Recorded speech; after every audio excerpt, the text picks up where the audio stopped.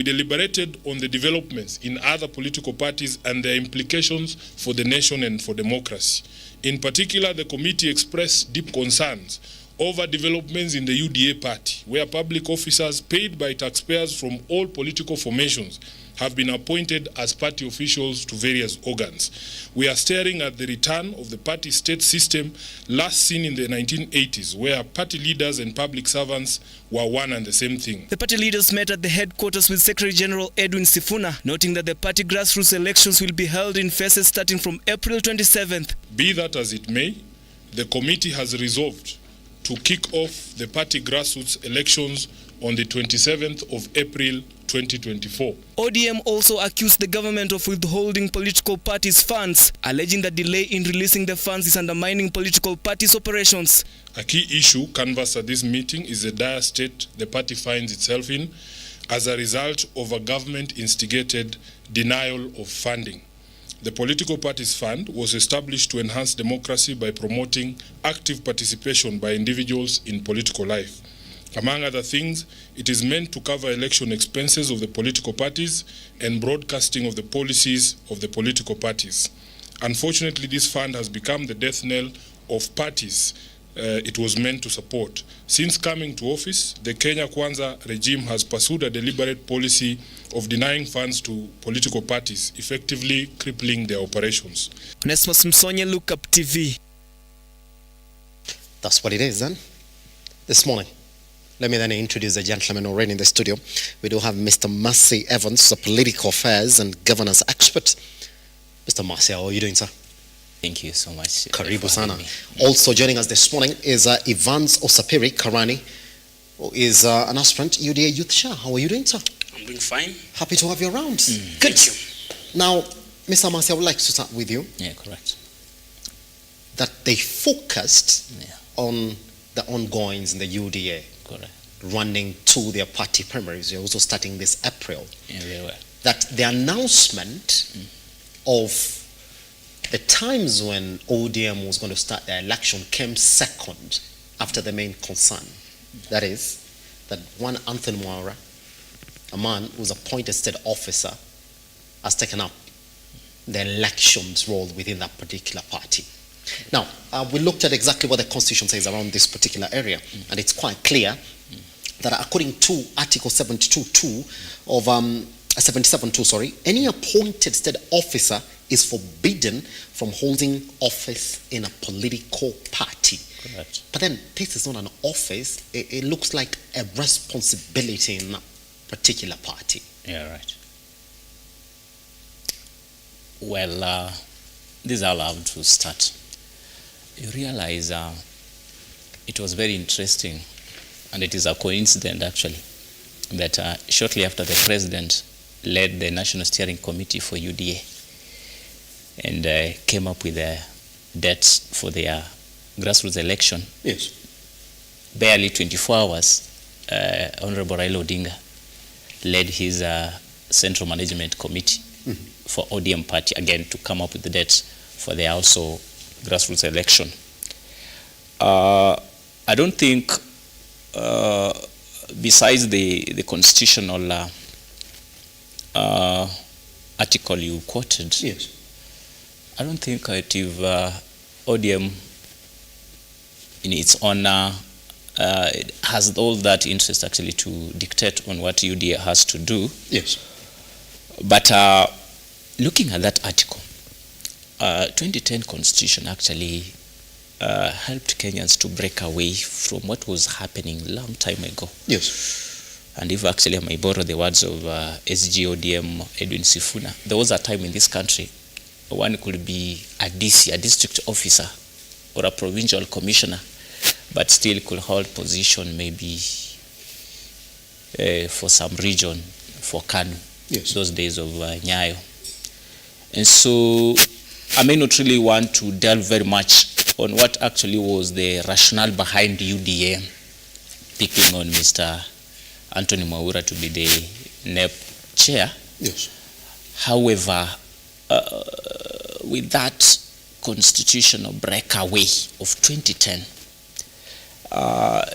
the wisdom is not there to have somebody actually, a KRA chair, actually serving all Kenyans. Is a public officer, yeah? And you cannot be a public officer and at the same time you want to be in politics and also play politics. A National Elections Board chair of a party is not a small person in the party. Small person, he wields a lot of power across the nation. Given an office as opposed to a responsibility. And so if it appears again, you have also another role to play for now entire Kenyans actually. Well, in his Odm And Uda may even say, no, I'll do it. I'll apply my conscience, not to apply to have politics when I'm at KRA and then to have KRA issues when I'm in UDA. But the general perception actually defeats the logic. Yes. Pretty much. I'll be coming to you on that because there are explanations as to why they feel he might hold that particular office. Karani, I want to come to you as well. The issue for the announcements of the dates for when the ODM party primaries are going to take place came second after the biggest elephant in the room was aired out by Sifuna right there. Is it as big as Sifuna makes it look? They made it look big than their whole day meeting yesterday. Yes. Okay. Elijah, first and foremost, I think we need to learn that, or we need to get to know that UDA party was to hold its elections last year. Something that ODM party had not planned.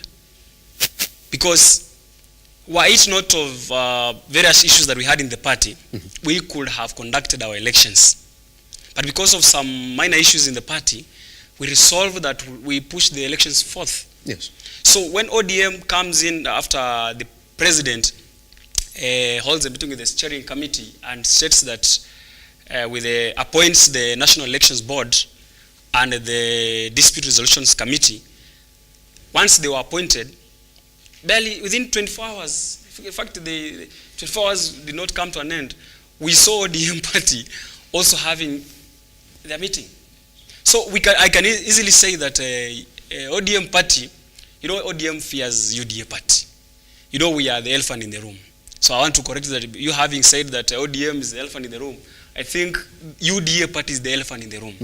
Because you find that we are all over this country. Yes. You see? You've seen governors from various political parties, those who are on independent parties, have decided to join the ruling party. It means they have seen this is the elephant in the room. And if we are not going to align ourselves with this party, then we may end up losing it. So I think ODM party is just trying to follow the roots of the ruling party. Yes. Because we were to have our elections last year. So what if we would have done our elections last year? What will have ODM done today? What will they stand on media telling the people?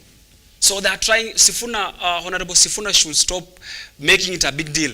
And you've talked of the issue of Anthony Mwaura being appointed as the National Elections Board chair. You see, I find it not being a big deal because, this is just an internal organ of the party. Yes. You see, it is not dwelling much on the government at large or the Kenya at large. It's only dealing with the registered members of the UDA party. Yes. It is not going to touch on anybody who is an ODM party.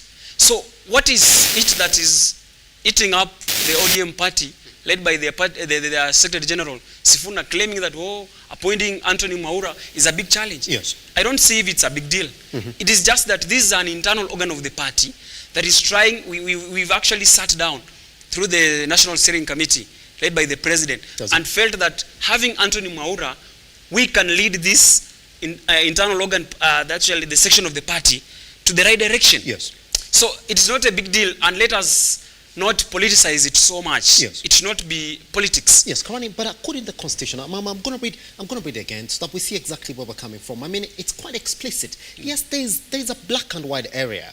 Because again, it says that, you should not take this particular office, but again, it also tells you to conduct yourself in a manner that people can't see.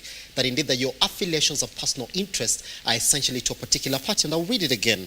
Article 751, that such an officer, all right, a state officer, should have whether in public and official life, in private life, or in association with other persons in a manner that avoids any conflict between personal interests and public or official duties, compromising any public or official interest in favor of a personal interest, and demeaning the office that the officer holds. How is Anthony Mwaura going to explain to us that indeed is not affiliated to the UDA party, which is the ruling party currently as it is? Okay, first and foremost, let us look at the UDA constitution. Yes. Any organ that is appointed to spearhead a grassroots election, yes, they only have a short term. It's always renewable. So I think for Anthony Mwaura is going to serve for the 2 terms. And now you find that he's not going to be that busy into the UDA matters because he has a big office to handle for the Kenyans. So you find conflict of interest, isn't it? Because we also do know that the plan has been to stagger the elections. It's not going to stop now. That they're going to start this April and they're going to go all the way to December when there's going to be the national election. I mean, Evans, we can't sit here and say that that is not going to be a problem for Anthony now. He's got to focus on the UDA election when we do know very well that KRA as well needs him in that particular office. Yes. Look at KRA right now. And the KRA sits at the center of revenue collection for this country. Mm-hmm. And actually, the government is even telling us that once we have the revenue, we boost our revenues in terms of collection, efficiency, and all that, we are better off in terms of how independent we are. Yes. To undertake our programs, to support our initiatives, yes, and all that. So, in my understanding, KRA, being a chair of a KRA, that is an enormous task. Mm-hmm. And so it requires your full attention, your availability, and many others. So in Anthony Mwaura actually also accepting to play as the chair, National Elections Board, UDA, it defeats that logic, as I've said earlier. And as you alluded, once we begin having, we have Anthony Mwaura as the chair, National Elections Board, UDA, and at the same time he's sitting at KRA, and then somebody else, because I think it's not only Anthony Mwaura, yes, there is another one actually, also who's also manning the other docket related to elections. And so, in my understanding, Anthony Mwaura may not, his efficiency, yes, at KRA, I think in a way or another may not actually be optimal when he goes on to serve the UDA to deliver the elections. Well, I know the president's wisdom, Odm And Uda has served before in that role as the chair during the primaries of the party in 2022. So owing to that experience, I know that could be one of the reasons why they might have tapped him back. Mm-hmm. But actually, as my friend has put it clearly, the party right now enjoys an enormous following across board. Yes. So it got the talent. It got the talent and in-depth talent actually to undertake those roles of the National Elections Board chair. Yes. Other than Odm And Uda. So I think the National Steering Committee led by the President would have gone and gotten somebody else from the large pool of talents they have. Yes. Yes, Karani, I want us to listen further. I mean, the Constitution is also quite clear on this. Because what we do know now is that the party is going to go into an election, which essentially makes us make reference to the Elections Act of 2011, which is also enshrined in the 2010 Constitution. We're going to listen to it, that according to the Elections Act 2011, a public officer shall note, it's quite explicit, goes on to say, engage in the activities of any political party or candidate or act as an agent of a political party or a candidate in the election, which again makes party to section 43(1), which says, publicly indicate support for or opposition against any party or side with a candidate participating in an election. That is 43(1) B of the Constitution. I mean, it's right there. That should somebody go to court today for Anthony Mwaura to resign, from his position at KRA, they would win that particular case. Correct. Why make that monumental mistake, Karani? Well, Elijah, I think if you find people claiming that, okay, we believe in the Constitution, we work with the Constitution. The government of Kenya is actually, it dwells much on the Constitution. Each and everything that it does, it's in line with the Constitution of this country. Yes.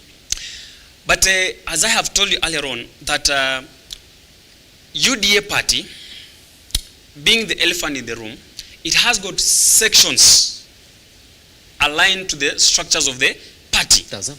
And therefore, when people start claiming or saying, oh, you know, the Constitution is saying this and this, yes. See, when you check, actually you've read the Constitution clearly. Yes. And I want to tell you that the section, the small organ of the party whereby we are having the grassroots elections, you see, I've heard my brother here say that he will not have time to serve the KRA. But I want to tell you that, you see, we've only scheduled the elections in 4 phases. Does it? You see, the 4 phases, you find that the first one starts on 26th of April. It's something that is going to be done within 1 day, right? So if he is needed in office there the following day, he will be present. Yeah, but Karani, there's going to be work building up to the 26th, where he's going to have to come in and oversee this particular job. And you don't know, but it's a question. Karani, are you trying to paint a picture where it's just going to be dead silence up to 26th? That's not the picture, isn't it? I mean, you gotta go in and make proper preparations for this particular elections that are happening on the 26th. There has to be proper preparations leading up to the 26th. And guess which man has been charged with that? And guess what, Karani, it's gotta go all the way up to December. Is it ever okay for somebody who would call and ask, okay, so you're busy all the way up to December? It's a big event within this political party, and UDA being a popular party within the country, it's not going to be a walk in the park. Well, Elijah, let us not make it look like it's a very big thing, because Anthony Mwaura has got a deputy who is Veronica Kiberenge. So if you guys feel that he's going to be, he will have a lot of work piling up in KRA office, I think he will assign other roles to his deputy. Maybe Karani, but I also want to remind you one thing. Yes.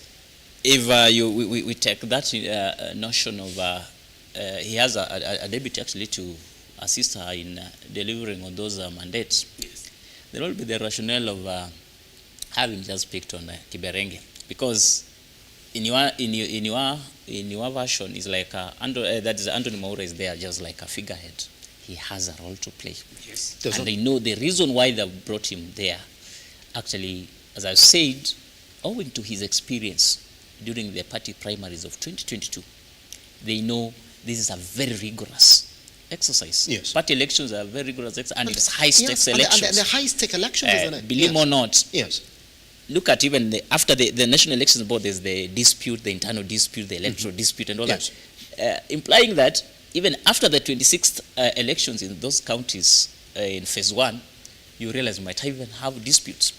So, and the disputes committee may not sit in isolation from the National Elections Board. Actually, it will require the input of the National Elections Board on how it's going to decide on some of those disputes that will have maybe emanated from the ground. So I believe this is a role that is going to put that guy there full-time. We have KRA on the other end, roles bending. We have a budget statement going to be read in the next 1 month from now. Actually, we are almost turning a page into the new financial year where KRA remains very central to that particular, to the budget and all other things in terms to how the government finances and funds its operations. So I don't think Mwaura will have all that time to be at the party, organize an election through 4 or 5 months, and then go back to KRA again to do something else. That's the question. And Karani, I should ask you this question now, that for any other Kenyan who's waking up to this news or woke up to this news that Anthony Mwaura has been elected as the overseer of the party primaries for UDA, is it ever impossible now to separate Anthony Mwaura from UDA, that is acting in line with what the party wants, and we don't know which ruling party that is? Is it not impossible now that Today, when I talk about Anthony Mwaura, I know who he supports, I know what he wants, I know how he is going to act. He's going to act in line with the guidelines of the ruling party, which is UDA. Is it never? How are you going to protect or defend Anthony Mwaura from any other thing that will be read as bipartisan? Well, as I have said, Yes. Anthony Mwaura has been appointed to oversee the election. Correct. Right? Yeah, right. It's a UDA. And it's a UDA election. You Yes. got to make that It's a clear. UDA grassroots election. Yes. Yes. Right? Yes. And I stated clearly, he is not alone. It's a 7-member committee. Yes, but Karani, you cannot appoint somebody who doesn't support your ideas, your ideology. It's got to be a party supporter.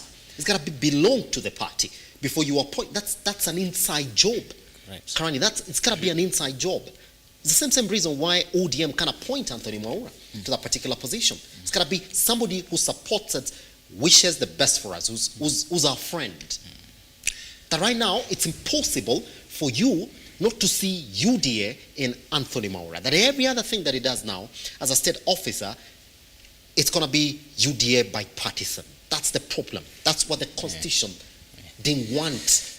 That's what the Constitution was protecting us from. Yes. Elijah, you've said it clearly. And I want to tell you that people are viewing this as a very, very big deal. Yes. But I feel it being Elijah, being a 7-member committee, why can't you view it as a big deal? there is a reason as to why Yes. we are doing our elections in phases. How's that? You see, so if my brother Mercy says that Yes. that he's going to be held up for the whole year, it is not that. It looks that, like it. And we're going to come to that, so we know exactly why you've decided to face this election. Had it been a one-time event like it's been before, would have said, it's just a week, and then after that it will be done. We'll be back to the No, there are reasons as to why we decided to have elections in phases. And as you said, yes. this is the elephant in the room. It is covering across Kenya. Kenya. We're going to come back, but before you run out of the question, it is, if it's a first election, you were saying the UDA is grown in popularity, and you have a lot of membership. There are places we do know very well, like in the Rift Valley regions, which you've decided to avoid in the beginning of this exercise. The likes of Nyeri, the likes of Muranga, we do know very well that that's where the job is. That you need a man who's capable, who's done it before. And so you want to give him the job. It's your responsibility to oversee this. So who does he leave at KRA for the next couple months? It's 8 months to be precise. Well, Elijah, I think you've noted what I've just told you. Yes. By saying we are having these elections conducted in phases. You see, the first one is being held on 26th of April. You can see we have some good time to 22nd of June. That's when we shall have the second phase. So you find, as you guys, my brother Mercy says that he's going to be held up. I think Mwaura is not going to be held up because he has been given enough time. He can coordinate the National Elections Board, and at the same time he can also coordinate the KRA jobs. Yes. So I want to ask my brother in to stop actually making it look like it's a big deal. In service delivery. But we're going to come to that, because that's why it gets a bit difficult for us to say. I mean, even did UDA saying we're a popular party now, but we have a lot of party membership. That means these elections, they're getting as a high stake as they can be. And then you pick Mwaura man, who you're relying on again to guide KRA, to give you these collections that you really do want. In fact, this morning, ODM is saying that they need the monies from the political parties, for their political parties. It's a conflict of interest. Maybe once we come back, Mercy and Karani are going to define for us what conflict of interest is in line with this position for Mwaura. Because if we can say, okay, then you will say it's not conflict of interest, but can we define what conflict of interest is going to be? Those are two high-stake jobs that Mwaura has to deliver. Is that not the definition of conflict of interest? Once we come back right here on the morning drift, we sit with Mercy and Karani looking at the acid test that these political parties are facing now, that they're talking about a staggered party primary sanction all the way up to December, both ODM and UDA, once we come back.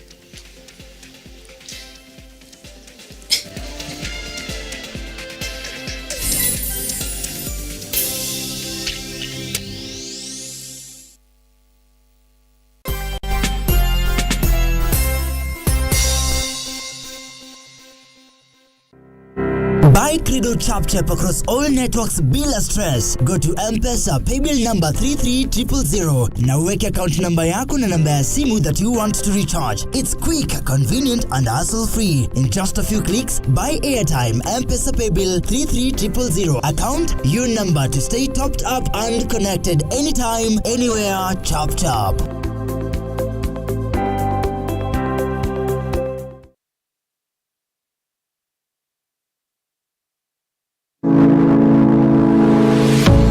University of Nairobi is a distinguished institution of higher learning dedicated to nurturing your intellectual curiosity and pushing the boundaries of knowledge. From state-of-the-art laboratories to modern libraries equipped with the latest resources, we provide you with the tools you need to succeed. Choose from a wide range of programs designed to prepare you for challenges of tomorrow's world. Whether in STEM, humanities, business or the arts, our strong industry connections and career service support will help you translate your education into meaningful career opportunities upon graduation. Join a vibrant community of scholars from around the world, fostering cultural exchange, collaboration and lifelong friendships. Book your space now for September intakes. Log in to https://www.uonbi.ac.ke for a wide range of courses to choose from. You can also contact +254 020 491 0000 or email us at pr@ounbi.ac.ke.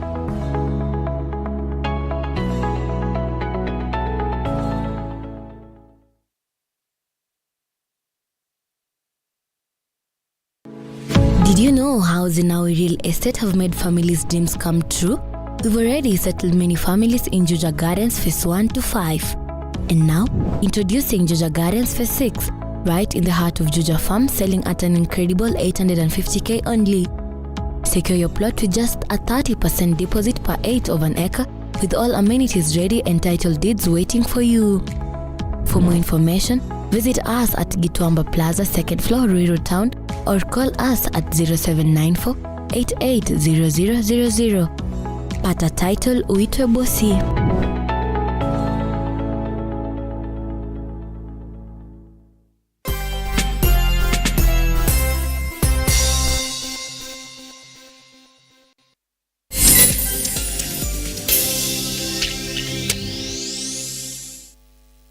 All right. Welcome back to the Morning Drift. My name is Simba. Elijah Charles Kiage, still with Mercy and Karani right here on the Morning Drift, trying to make sense of why UDA would pick one, Anthony Maura, for that particular position as the overseer of their party primaries that are going to start on April 26. Before we get into why these two political parties have decided to go the staggered way, Evans, as we clear this particular conversation, conflict of interest, could you define it in the context of this particular role that Maura is taking? Mr. Anthony Maura, having been appointed as the KRA chair, yes, he plays a broader role to assist the Kenyan government, which is owned by the Kenyan people, to deliver on certain mandates when it comes to revenue collections and how the government can get funded to support its operations. And so this is an institution that gets revenue from all Kenyans. It doesn't get revenue from a particular group of people who are aligned to a particular political grouping, but it gets the revenue collection exercise is in effect, and it affects every other Kenyan, regardless of their political inclinations or other forms of groupings. Yes. And so when the same person who's charged with that one responsibility again is seen to be again in charge of a political party, undertaking some particular role as a chair of NEP, to me it already defeats everything.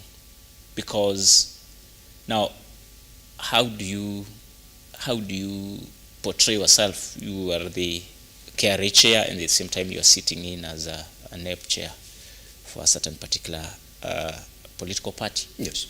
So the spirit of our Constitution 2010 actually the framers of that constitution, their intention was, where can we be as a country where if you are in politics, then you are in politics and you serving government, and the people of Kenya, you in government.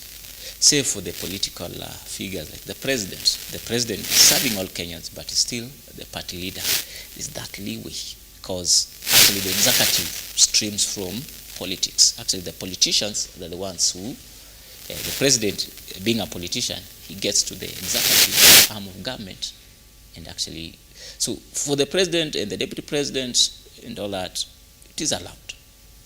Take a case for we have Prime Cabinet Secretary Musalia Mudavadi, we have CS Moses Kuria, we have Speaker of the Senate Amason Kingi, who are political party leaders, for their respective political party leaders. Yeah, before they went for the vetting, when the president had their names, nominated their names, that's like for the cabinet secretaries, yes, they were supposed to let go their roles as party leaders. I meant to understand Mheshimiwa Musalia Mudavadi ceased to be the party leader ANC, Mheshimiwa Moses Kuria ceased to be the party leader Chama cha Kazi, Mheshimiwa Amason Kingi ceased to be the party leader PA, and all that. And the essence was the offices they were going to take were Kenyan offices for the Kenyan people. Being a CS, you serve the people of Kenya. Being a Speaker of the Senate, you're serving all the people of Kenya, regardless of their affiliations and all that. So equally, being a KRA chair, you are serving all Kenyans. And actually, so when you appear like you also playing political party roles, there's conflict. As it is, very obvious. Yes. That. Karani, but finally, put an end to this particular conversation before we move into why these political parties have staggered their elections. You will be telling us whether it's ODM that is copying the route that you've taken. I mean, for any other person looking at this particular case right now, we'll say it's not the very first time that maybe the president and his party are making this particular mistake of being misguided before getting corrected. Today, if somebody goes to court, and we've seen majority of people say from the ODM side that they're going to go to court and challenge that particular move, or to have Anthony Maura relinquish his position as a state officer before taking that particular position for UDA party election. Is it a mistake that we've seen over and over again, or how special is this appointment that would push the president to overlook the constitution and make that appointment?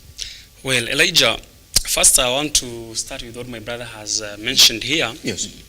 About if you are a state officer, you should not engage in politics. Yes. He has mentioned of various CSS, speakers, who have been holding positions as party leaders. But are you aware that as we are speaking, the Speaker of the National Assembly, Right Honorable Moses Masika Wetangula, is still the party leader of Ford Kenya? Are you aware of that, Mr. Mercy? So, have we seen anybody going to court to challenge that? But should somebody go to court and challenge that? Okay, have we seen somebody going to court to challenge that? Would you ever support somebody? How many years has he been holding that office? Karani, would you support somebody going to court to challenge that? One, I want to tell you that, ODM, we are used to ODM party. It has got that kind of spirit of opposition. Anything good that comes their way, they're always into opposing it. And Mheshimiwa Sifuna, the senator for Nairobi, he has got that spirit of opposing everything. You see, even if it's good, he always wants to see the bad side of it. Yes. The bad side of the coin. How does it look like? That is why he wants to base his arguments on. See, so let him first of all go to court, challenge Mheshimiwa Speaker Moses Masika Wetangula to relinquish his position as party leader. Then he can go forth and ask us about Maura, because our constitution, the UDA party constitution, gives us room to appoint anybody whom we feel has got the experience to run the party affairs. But as I told you, Mr. Elijah, that this is just a position that is going to take place for a very short while. You see, we are headed to the 2027 elections, and each and every house is arranging itself. So for us, UDA party, we are arranging our house. Let you, ODM party, also stick to their own cause. Let them handle the issues. Once they are done with the issues, they can now look outside the window. Because you cannot be having chores to undertake in your own house, but you are peeping in the window, seeing the neighbor. What is the neighbor doing? Yeah, but it is not allowed. It is not in place. We are doing according to the constitution of the UDA party. That's it. But Maura serves Kenyans, and ODM looks at Maura as a state officer who's supposed to serve them as well. So in their right position, they are right to call it, say, we need an interpretation.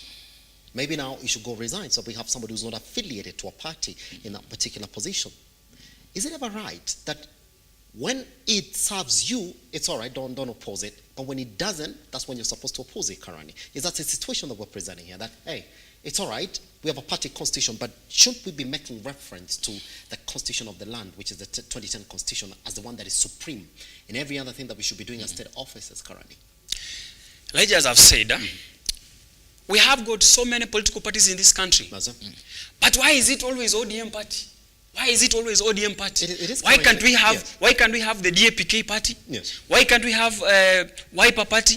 Why is it always ODM? As I have told you, the ODM party has got the spirit of opposition. They oppose everything. Yes. Even if today you tell them something good, they will say no.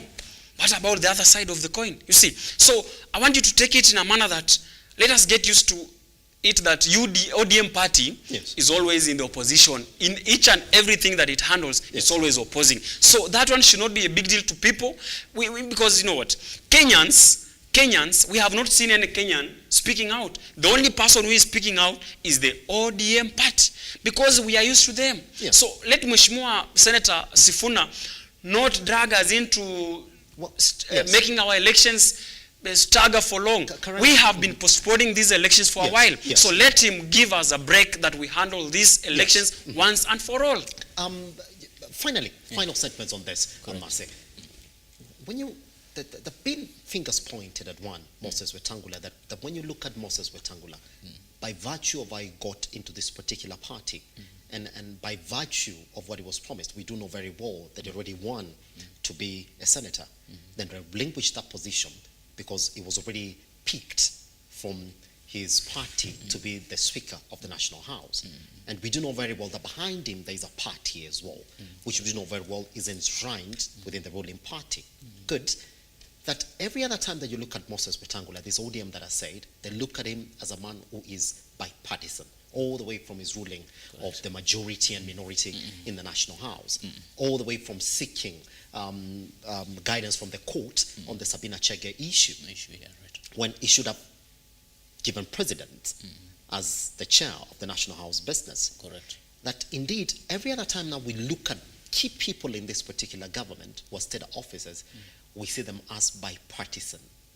Is there a mistake that UDA is making? Because now all of a sudden they are exposing one Anthony Maura, because somebody might go to court and say, please, can you offer guidance for that man to step out of office today? As I've alluded earlier, if you look at the way our 2010 constitution has been framed, and as I borrow your words from the experience of the AG, Justin Muturi, that constitution has very many things. If you are not very careful, you might think actually they can be overlooked. Yes. The Kenyans who are very much keen, and that's why I'd want to go back to my brother. When you talk of why is it that is only ODM that is pointing out on these issues? Some of these issues in this country do not need everybody to point out them. Yes. But could be one person who could be able to, who's keen and can be able to bring up an issue, and that issue actually can actually now be amplified to something bigger than what we expected. Yes. So what is really happening here is our constitution, the way it has been framed, it has a lot that we need to be very keen each and every other moment in every of the undertakings, because any small, you contravene any small area, article, bit, then it finds you on the wrong side of everything. Yes. And so it could be in the best wisdom of the UDA leadership that having delayed these elections 3 times, in fact, it was not supposed to have done been conducted last December. It was rumored it was to be done last August. Yes. So to avoid that kind of, again, quagmire, they were supposed actually to do everything right. Yes. So that they can't again fall victim of the litigants who will quickly rush to court, get an injunction, and then again stop the process. Mm-hmm. So I'll advise my brother that let that wisdom actually reign over the leadership of the party, so that why should they actually get into a trap that has already been laid? Yes. Yeah. So whatever Sifuna is trying to do, Sifuna may not really may have his own reasons, yes. Personal reasons, could be political reasons and all that. But actually, he's just opening a trap that the litigants can be able actually to go and lay alongside the path where UDA is trying to pass. Pretty much. Yeah. That is it. Guess what? Gentlemen, if you can allow me then, let's move away from the issue of Anthony Maura and ODM pointing out that that man should not be taking that particular position. Whether it's an open space for litigants to rush to court, just like Munasi is saying this morning, we're just going to wait and see. Yes, and I'm going to give you time, and I'm going to give you time to bounce on that as well, Karani, because you're the next one in line as well. Guess what? The announcement that UDA elections were going to be staggered didn't come this year. It is last year when the elections were postponed. They said, indeed, we're going to give you a plan, but the plan is to stagger these elections as from April. The dates were not really clear last year, but this year, the dates were clear upon the appointments that you made and announcing that we are now going to start these particular elections. But then, for the very first time, within these political parties, we've seen a plan that we've never seen before, staggering the elections, picking areas to start from as you build up to the national election. Let me ask, why stagger this election? What informs the staggering of these elections, Karani? Well, first and foremost, let me just add a word on what my brother has said here. Yes. On the issue of picking Anthony Maura, you know, as you've raised this question, I want to make you understand that, you know, a grassroots election is a very important kind of thing that should be done. Yeah. So ODM party, they're now worried, you see. So they want to derail our party primaries so that they can rush to the ground and actually have a mass following. So that when we go to the ground after they bring so many kind of court issues, we find the ground already shifting. People have registered in there, in the ODM party. But now this time around, we want to tell them that we being the ruling government, UDA party has staged the elections on the specific dates. The specific dates have been put in place because we want to ensure that we are at the front as we head towards the 2027 elections. So the main reason as to why the Nairobi Senator Mheshimiwa Sifuna is trying to point out blame games, this is because they have realized these guys are going to rush to the ground and they're going to fetch more members than we will do. So the only best way, the only method we can use to derail their elections, let us raise some concerns that are not that vital so that we can rush to the ground. You see, we said we are going to conduct our elections in 4 phases. We are going to start on 26th of April. Within 24 hours, they're also on media saying we are going to start our elections. The first one which was on 27th of April. And that was my question. I mean, ODM is the only one that has conducted what we're saying a successful party primaries, and we can give to them. But they've never given us a plan where they're staggering these elections. Why stagger them this time around? And I want to ask you as well, why stagger them as UDA as well? Okay, one, UDA party had various issues as to why we couldn't conduct the elections last year. As my brother said, from it was rumored that they were to have started from August. Later on, it was pushed to December. Now it's into April, June, and August. Yes. The main reason, I'm meant to understand that the party was not prepared for the elections in this manner, that, we want to conduct these elections in an electronic way.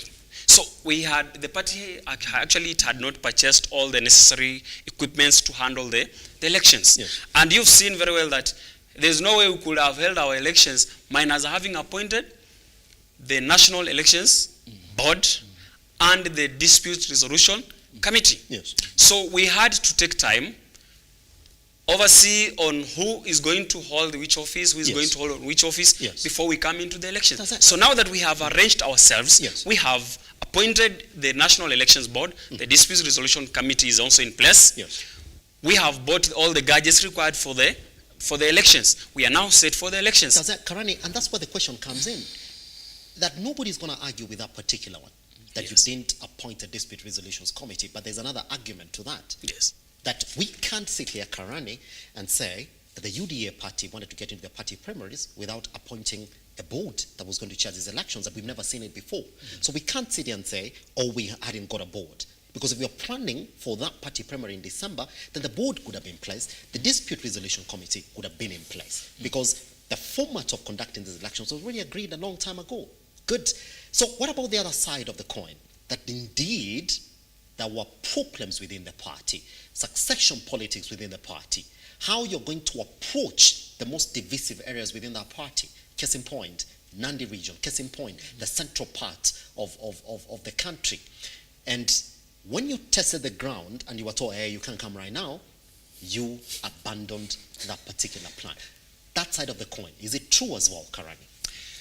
Well, as I've pointed out clearly that Yes. the main reason as to why we didn't conduct our elections last year Yes. is that the party was not well prepared in a manner that we didn't have the necessary equipments Yes. because, we want to conduct our elections in an electronic manner. Yeah. And I want to tell you that we are the ruling government, we are the ruling party, yes, but then when we tell you that we were not prepared for the elections, you guys have to understand that we were not prepared because we had not purchased the necessary equipment. Karani, And Elijah, how you going to make sense of this particular statement here this morning, that the party wasn't prepared when they knew very well what they needed to get into an election? well, I also want to point out one thing that Yes. people may not understand, or Yes. they are forgotten. You can tell very well that from last year we've had issues in this country. Yes. You saw the opposition, the Azimio One Kenya coalition. You saw they were fighting the ruling government, which is Kenya Kwanza, right? If we can remember, we had a lot of chaos, demolitions in this country. So, our elections were to be conducted across the 47 counties. So, Mr. Elijah, if you can tell me, and you know how elections are undertaken in this country, a grassroots election is a very sensitive area that needs a lot of calmness before it is actually undertaken. Yes. So you find that last year, another challenge was that the country was not in a proper state to actually allow calmness in conducting our elections, and the opposition party could still get into place and actually destroy our activities. So we were also trying to follow up. We gave room for the national dialogue committee to actually sit together with the opposition. That's the Kenya Kwanza and the opposition to sit together, Yes. resolve on various issues Yes. before we could handle our elections. Pretty much. Mr. Mase, Yes, let's make sense of the other side of the coin that Karani is heavily running away from. That indeed, if a party is approaching an election, you could imagine that a party of UDA's size would make this already, that they could have figured getting into an election without having a board on the ground, without having a resolution committee on the ground, without being ready essentially to go to the election. What could have informed that turnaround in December? Well, I'd begin by agreeing with my brother here, Karani, on the level of preparedness in holding those elections. Yes. I still remember during the National Governing Council for UDA, when they were actually coming up with these announcements, Yes. that on December 9th last year, they'll have the elections. Actually, they had to outline some of the things they'll have to undertake to have the elections done properly. And one of the issues was acquiring the electronic infrastructure to conduct the elections via the digital platform. And so that requires actually funds, requires manpower, requires a lot of things. So the preparation aspect is there. But again, in my understanding, if you look at the whole arrangement of coming up now with this staggered arrangement of conducting the grassroots election, it is more to do with we're 3 years shy of the next general election, and the president would want to have a proper team which actually will form his re-election machine. And so he do not want to take chances. He just call for an election, the party calls an election, and then they come up with people who might not be very useful when it comes to voter network operations, that robust operation to re-elect the president in 2027. So I think in his wisdom and other part of membership, the leadership of the party would want to have this election be conducted in a way that it is closely monitored, its output. It has what you call the optimal output they expect, so that they can have the best team which will actually be able to form that robust network on the ground going to 2027. And then could be another thing is, as you try to highlight, the delay and the staggering, it is also to go with the general public mood. The atmosphere right now, or the atmosphere before, like during December, as we are headed to December, there were some issues. And actually grassroots is the people on the ground. And those are the people who have the issues. Those are the Kenyans who have the issues. And this is, as my friend has correctly put it, UDA is the ruling party, is the dominant party within the ruling coalition. And so it has also a stake when it comes to the welfare of the people. So when it goes to the people who could be having issues, I think it may not actually be augur well with them. So they would want to have to stage an election at a time when actually things are a bit calm, so that they can be able to enjoy that kind of following, and then maybe run their elections more smoothly. But now, if you look at I was sharing with some gentlemen somewhere, right now in some of those areas, like you go in Mount Kenya, right now we have this fight against alcoholism, which is actually big issue, a political issue right now there. The deputy president is in lead of that. You go like to Western Kenya, Rift Valley, North Rift, and even South Rift. Those are agricultural areas. Again, we have the fake fertilizer issue, which actually is again is a very hot issue down there. So, and there's the people. So I know they'd want to stagger so that, for example, if they conduct elections like in the North Rift, Western, in June, the planting season will have been done now. I think the issues of fertilizers now be on board. And now you go to Mount Kenya, where we have now this fight against alcoholism and drug use. I think, again, right now, bars have been closed, drinking sprees have been closed. I think by June or say August, I think something might have been done to maybe able to level that or to organize that kind of so that we can have that atmosphere is a bit calm. But overly, even if you look at ODM, there is no better time they need to have these elections, because the last time, as you put it earlier, it was conducted in 2014, and again it was aborted because of that men in black suits and all that. And then UDA being the dominant party in the ruling coalition, since its inception, I think in 2021, it hasn't conducted any elections. It is actually operating on acting fellas, just people like they can be even volunteers, in my understanding. So these elections should be conducted now, so that those people can be actually, if they be there, they have the legitimacy from the people to be able to undertake their roles. Pretty much. So once we come back around here, we're going to come back with you as well. I mean, this target plan, if ODM doesn't have these issues, then what would they stagger this plan? What are they also testing waters for? Because if indeed the reason of as to why we are staggering this plan is to get lessons fast as we build up to the heavy areas. I have a gentleman who sat here and said, I mean, start small as you go big. And if you look at the first phase of the election, like April 26, the areas that have been earmarked, it's not an area where UDA is going to have a challenge. In fact, they might go in and get the representation even unopposed. But there are areas now where they really have to be keen. They have to test the waters and see exactly what's going to happen. Why is ODM testing waters if it's got no problem at all with the issues that UDA has got? So the question is going to be, there's a staggered election from ODM, there's a staggered election from UDA. are these parties fighting with homogeneous problems? Are the problems that ODM has are the ones that UDA has as well? Once we come back right here, Karwani is going to make sense of that, and once we come, this gentleman also are going to weigh in on Nakumisha. ODM is sending home. And not only, there are rumors that majority of them, 10 CSs, might actually get to go home before the end of this year. Once we come back right here on The Morning Drift.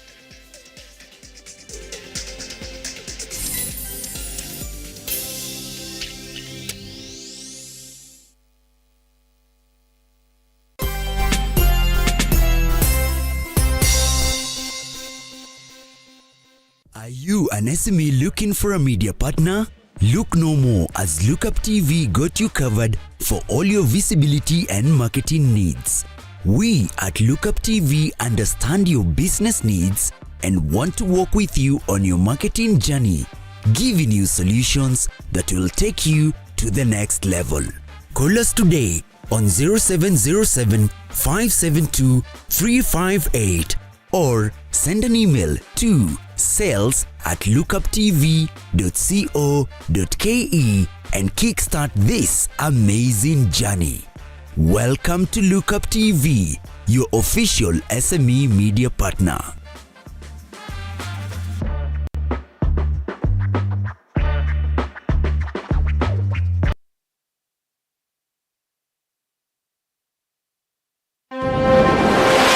Come, let us show you place spot to build your dream home in Baraka Gardens, situated just 5.4 kilometers from Blue Post Junction along the Thika Gatura Road. Place finest with secure gated community, maji na stima iko on site, usitans na stories za title deeds ziko ready, plus flexible payment plans and financing options. Pay 30% and clear the rest in installments. Get in touch, twende site visit.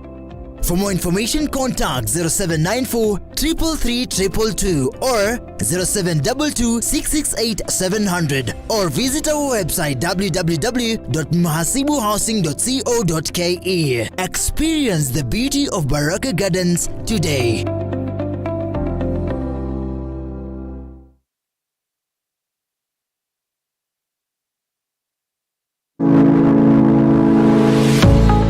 University of Nairobi is a distinguished institution of higher learning dedicated to nurturing your intellectual curiosity and pushing the boundaries of knowledge. From state-of-the-art laboratories to modern libraries equipped with the latest resources, we provide you with the tools you need to succeed. Choose from a wide range of programs designed to prepare you for challenges of tomorrow's world. Whether in STEM, humanities, business, or the arts, our strong industry connections and career service support will help you translate your education into meaningful career opportunities upon graduation. Join a vibrant community of scholars from around the world, fostering cultural exchange, collaboration, and lifelong friendships. Book your space now for September intakes. Log in to https://www.uonbi.ac.ke for a wide range of courses to choose from. You can also contact +254 020 491 0000 or email us at pr@ounbi.ac.ke.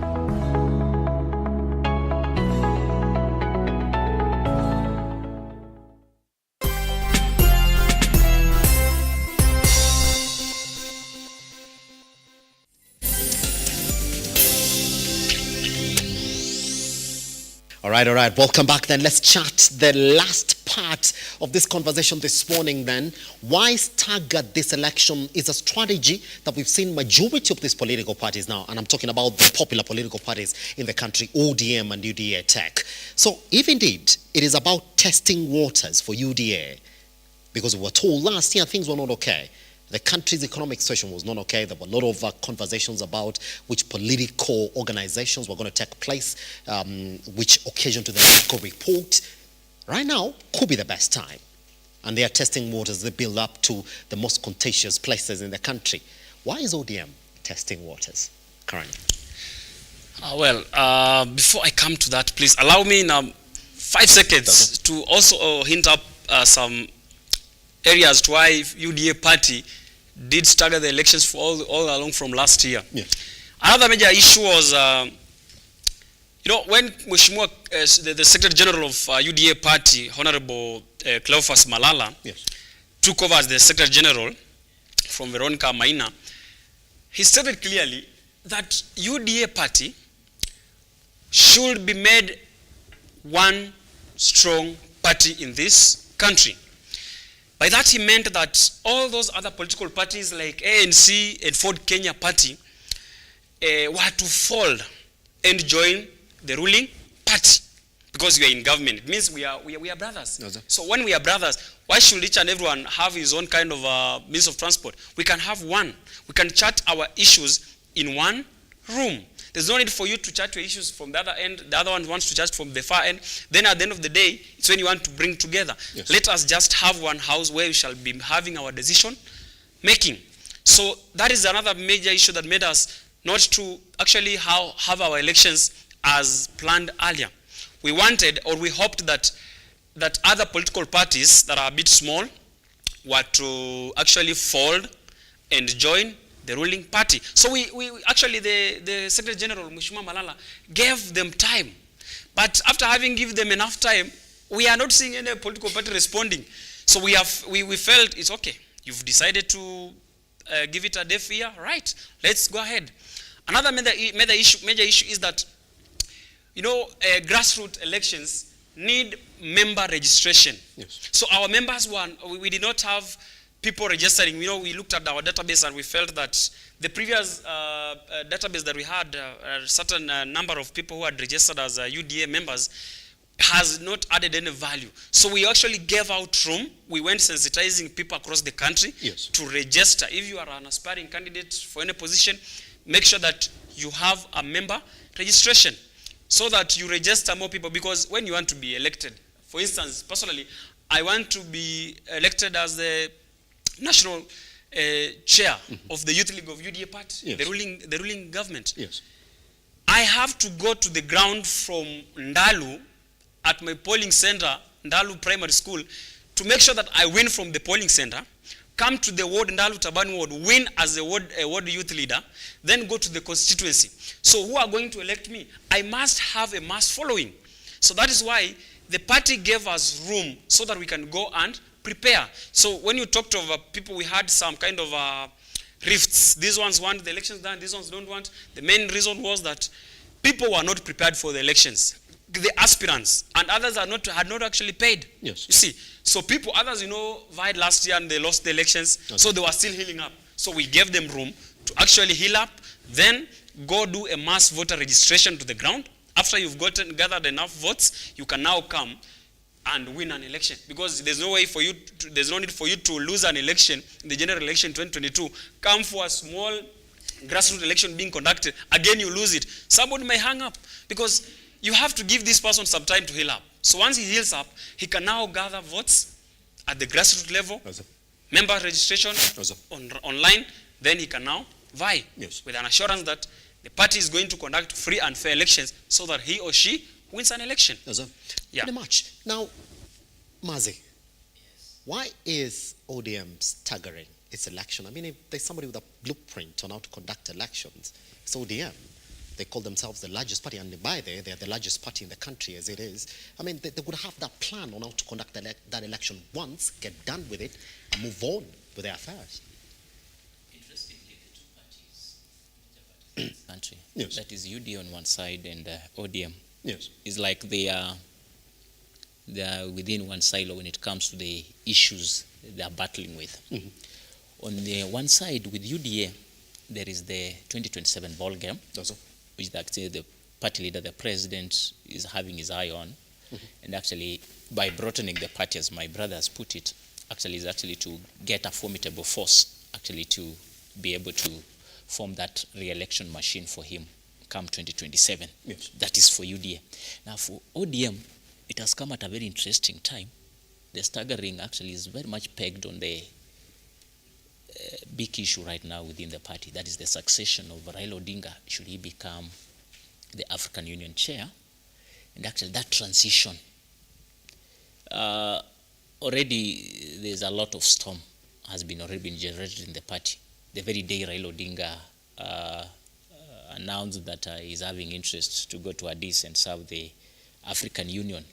So that transition, they'd want to walk a very thin line and be very keen so that we do not have that fallout. If you look at even they are staggering, yes. the clustering of those counties, you realize counties which are likely to go in on 27th, the only big county there is Siaya, but the rest may not be actually be noisy.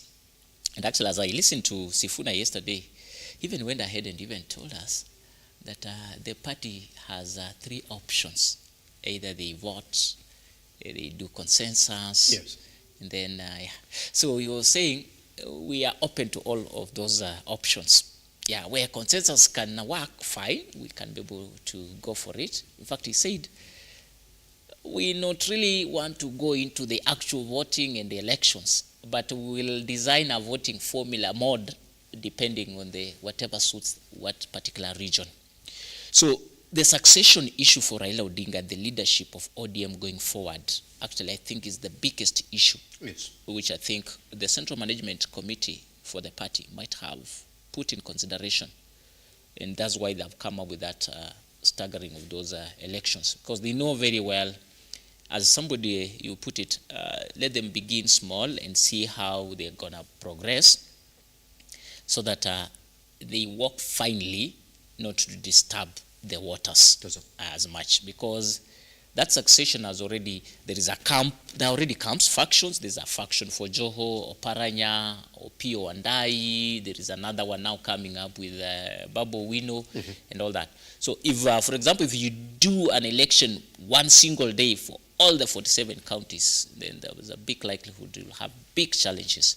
So ODM has taken that leaf from UDA to finally walk the road on how they can be able to conduct their grassroots elections smoothly, not to disturb the vessel currently with these actually the succession issues of Raila Odinga, and then how he'll transit to Ethiopia and leave ODM still united as before. Yes. Just to add on, yes.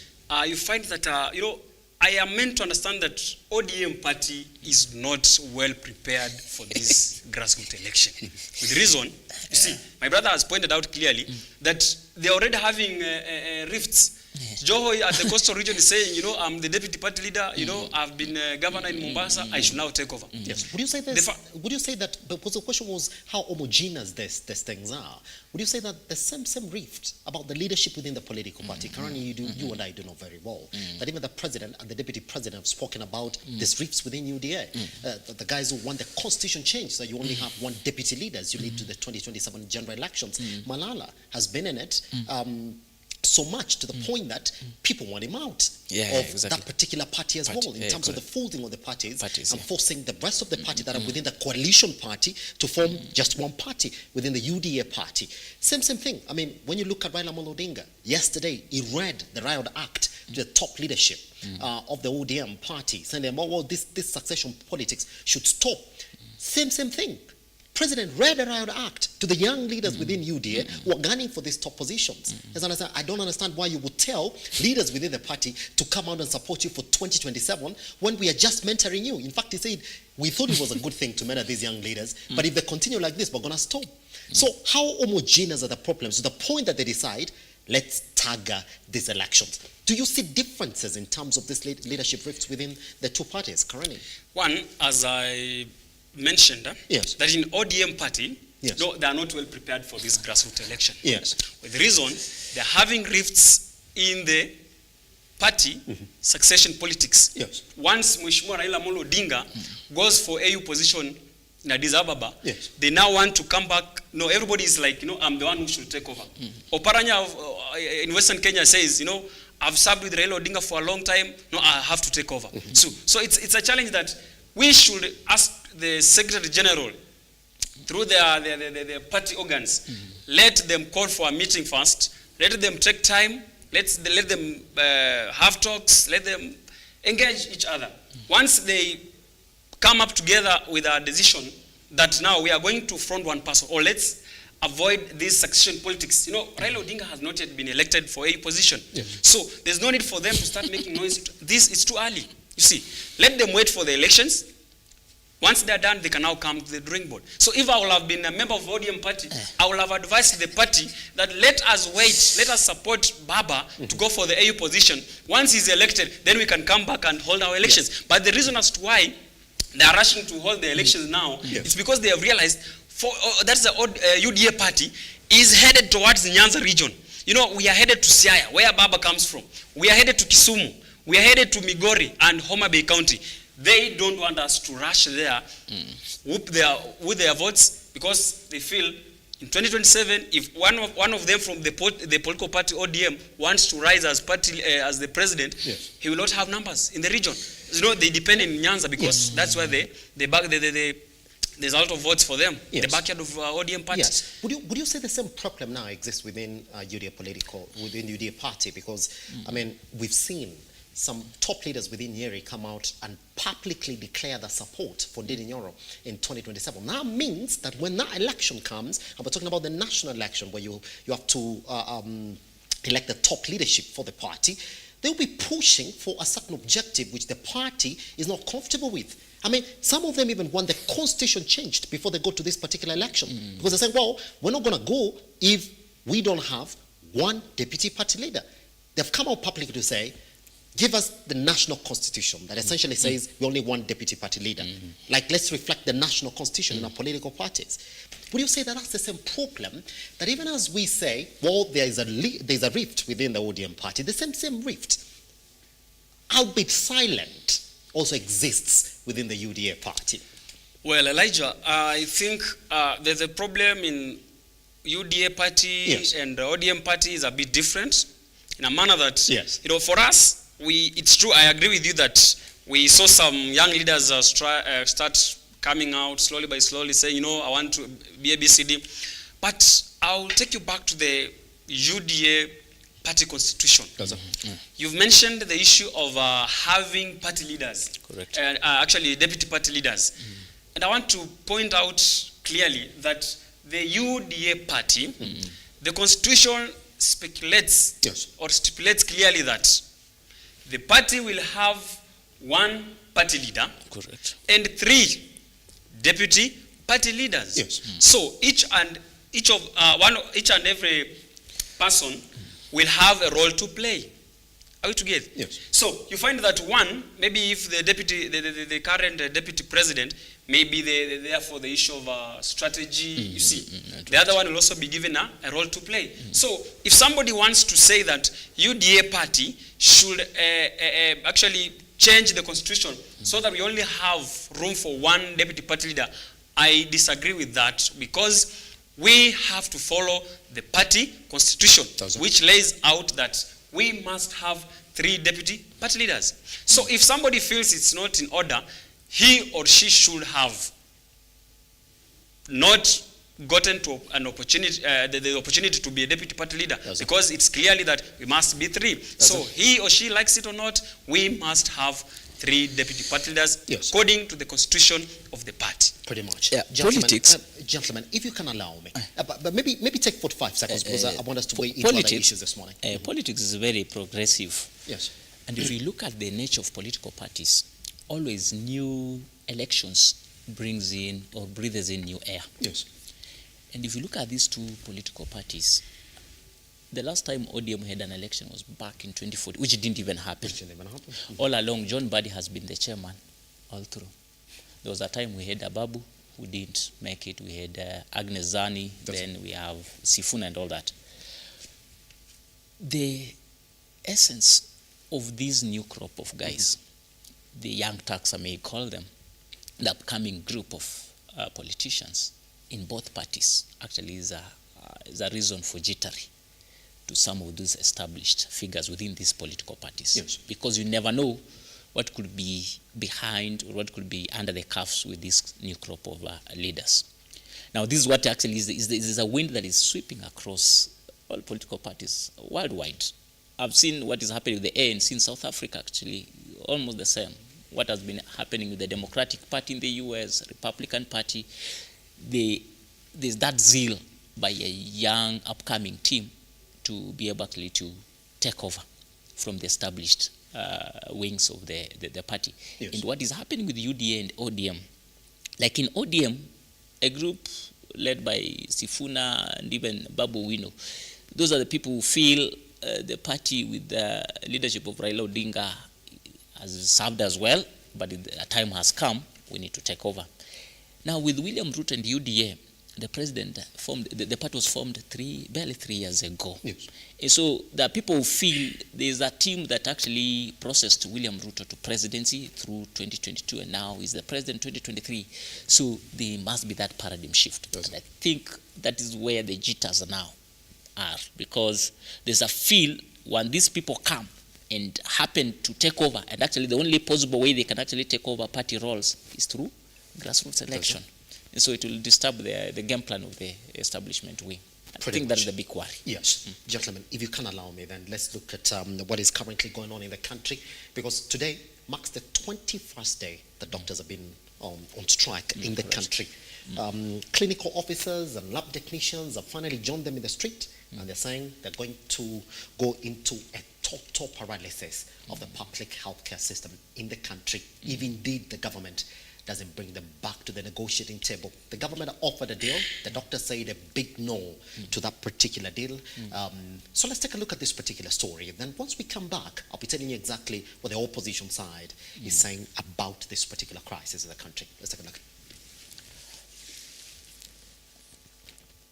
Solidarity forever, for the union makes us strong.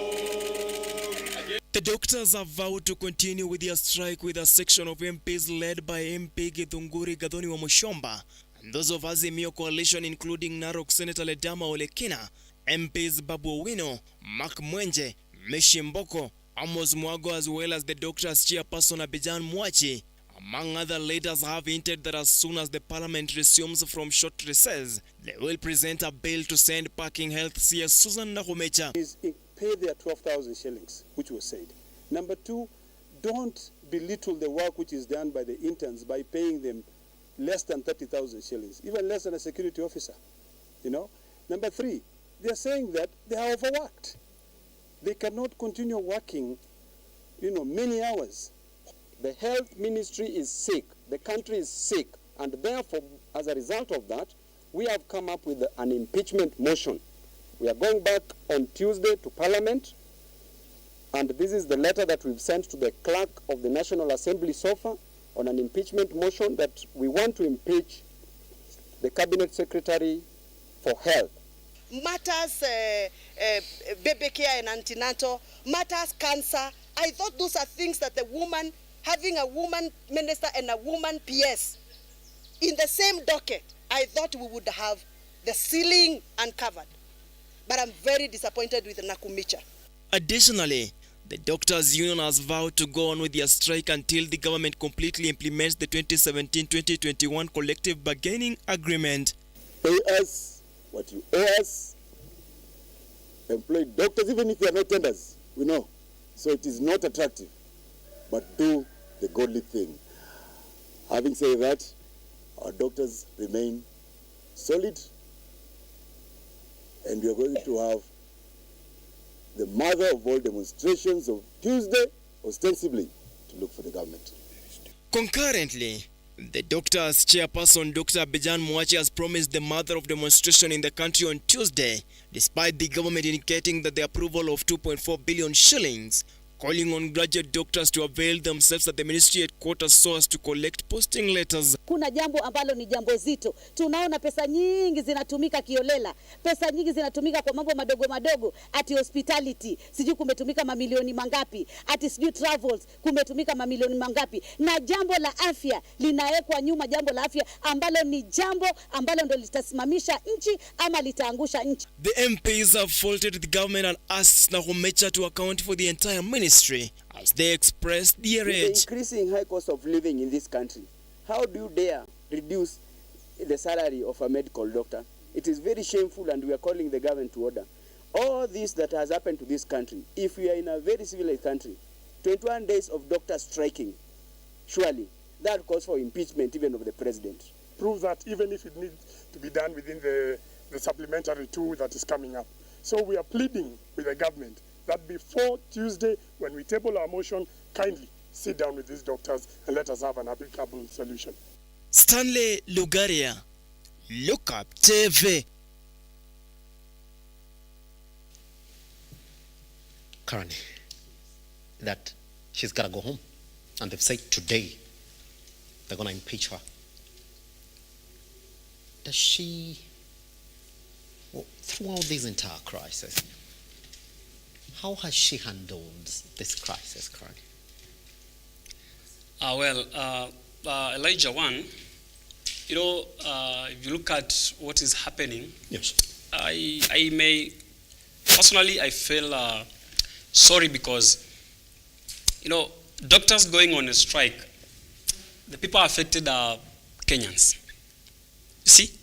Because we've had so many, stopping medication, that means we are killing our people. Yes.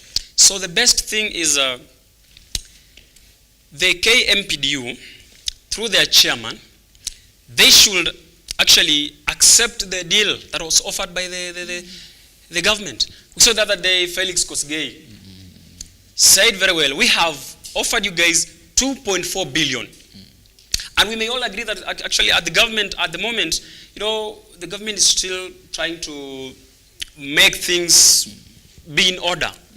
So the only way is the court also actually sanctioned them to come and have a meetup, have dialogue, then agree. So what is so hard for the KMPDU, through their chairman, to come and sit with the government and accept, have deals, have talks, agree that we are going to give you this money in different quarters. Yes. So you know what? They're just disagreeing that we don't want the offer, the 2.5 billion that has been offered to us.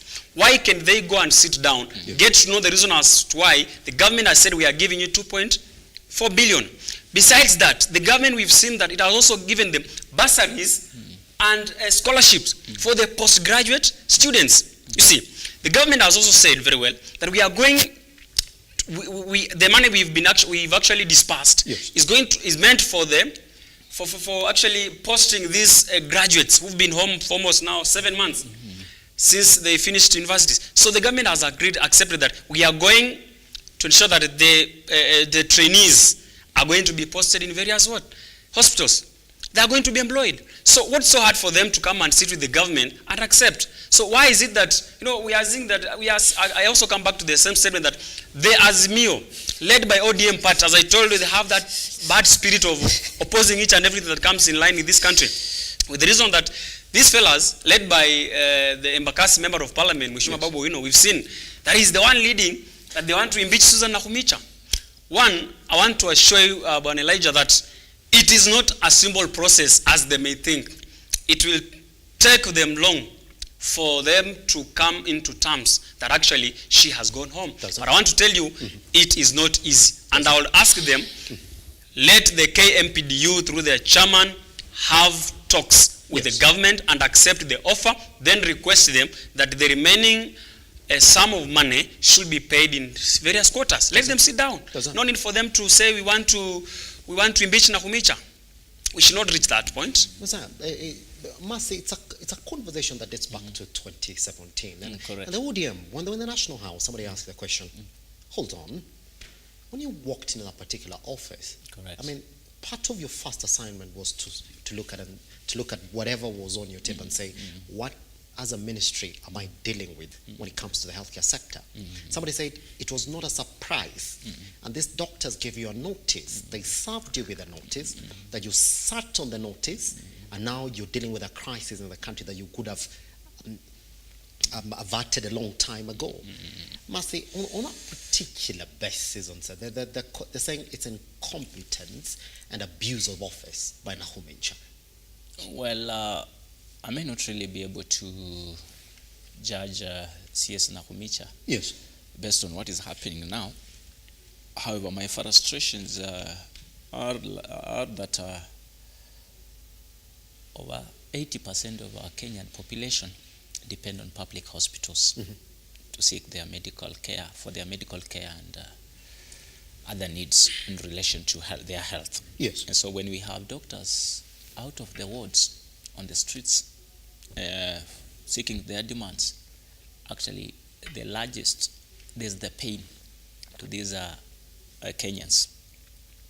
Because only less than 10%, I think, they can be able to afford, of Kenyans, can be able to afford medication maybe in a private entity. The issue emanates from the 2017 CBA, that actually the doctors are saying it wasn't honored. That is during the time of CS Cecily Kariuki, and then we had Mutai Kagwe now taking over. Because they say it was agreed in 2017 and actually it was to be implemented through to 2021. Now already we are in 2024.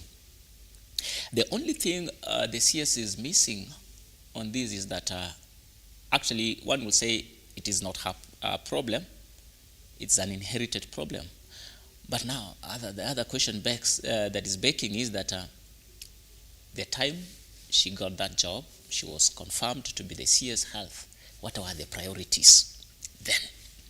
Actually, that is where because the CS is the policy maker within that ministry or that department, and health sector actually is a very sensitive sector across board. Yeah.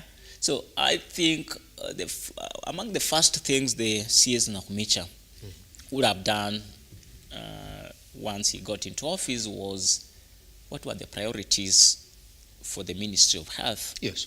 And in relation to could be the issues around doctors, their welfare, their remuneration, and their services as well. But now it is, we are almost 18 months, we are heading to 20 months since this government got into power. And this year's got into power around October. It's about 16, 17 months. It is very interesting that all this time we are waiting until the doctors say we are no longer offering our services, is when I will begin saying, can you come, we sit, so that we can be able actually to look at those issues you are trying to raise. Yes. Now, as my brother Karani has raised, there's a counter offer. I think the Chief of Staff, Mheshimiwa Kosgei, gave out, and actually the doctors, through the association, the KBDU said, no, we are not going to take up that. Instead of the 206,000 for an intern, the government had offered, I think, 70. The most interesting part with our CS, he appears like he has abandoned her roles, actually. And that is why even some people are blaming her instead of actually having that dialogue, because this is an angry group that is KMPDU direct for what has not been happening for them for the past 7 years, from 2017. So it would be wise for the CS actually now that I think the president has allowed in the Chief of Staff also to help her actually maybe try to settle the issue, to have these people on table. Of course, I know if the government has 70, that is an offer, of course, and if KBDU has 206, they can be able to sit around the table and then be able to move closer to the middle. They can be able to agree on some of those issues and all that. But the CS seems to have missed the point, and that's why people even are accusing her for having gone into funerals to address that issue. That issue doesn't want that kind of a platform. Yes. It requires a round table with the KMPDU to undo that. And then coming to the issue of the... Mercy, on that, I mean, when the president sends help to your ministry, Mercy, is that an indication that, hey, things are tough for that one, that one can't handle that, let me send help? How do you read that particular situation? Actually, the CS is the principal advisor to the president of issues within that sector. Yes. If you are the CS of health, you advise the president and the government on issues within that docket. Yes.